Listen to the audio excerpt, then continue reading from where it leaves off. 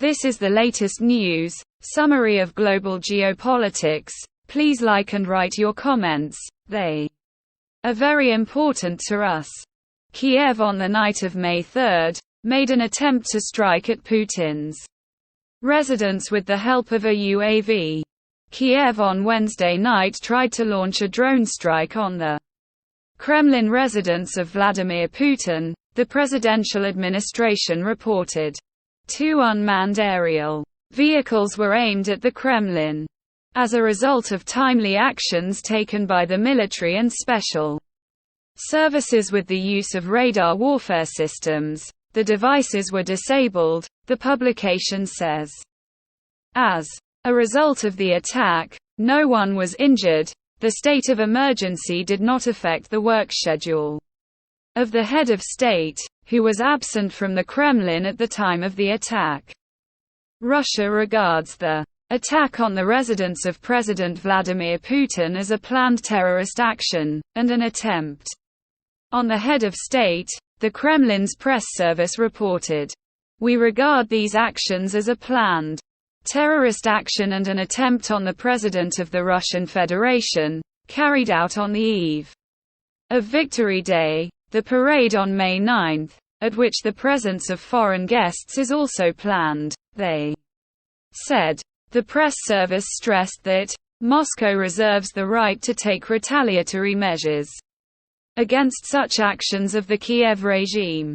The terrorist attack against the president is an attack on Russia. The Kiev Nazi regime must be recognized as a terrorist organization, State Duma Speaker Vyacheslav Volodin wrote in his Telegram channel.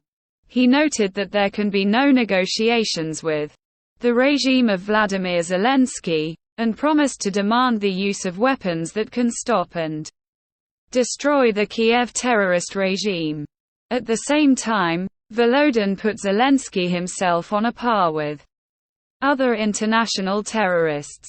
Mikhail Podolyak, advisor to the head of the office of Vladimir Zelensky, made the statement that Kiev has nothing to do with the drone attack on the Kremlin. Ukraine has nothing to do with drone attacks on the Kremlin, Agence France Presse quoted Podolyak as saying.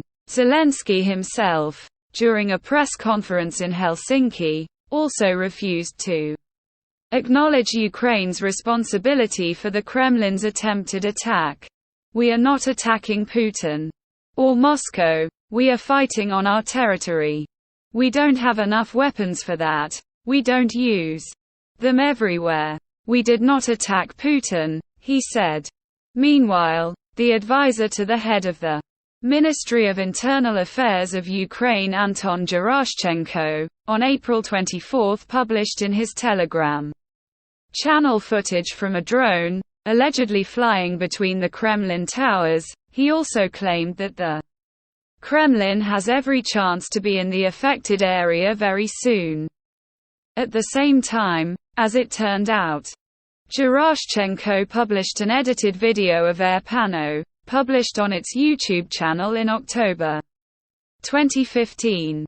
Judging by the footage, the video was shot in autumn, as the yellowed foliage on the trees is visible. The threats of strikes on Moscow were also reported on April 24 by the Washington Post newspaper, with reference to another batch of materials leaked by American documents. The newspaper pointed out that the head of the main intelligence directorate of the Ministry of Defense of Ukraine, Kirill Budanov, planned to strike on the territory of Russia on February 24 this year, but at the request of Washington, the attacks were postponed.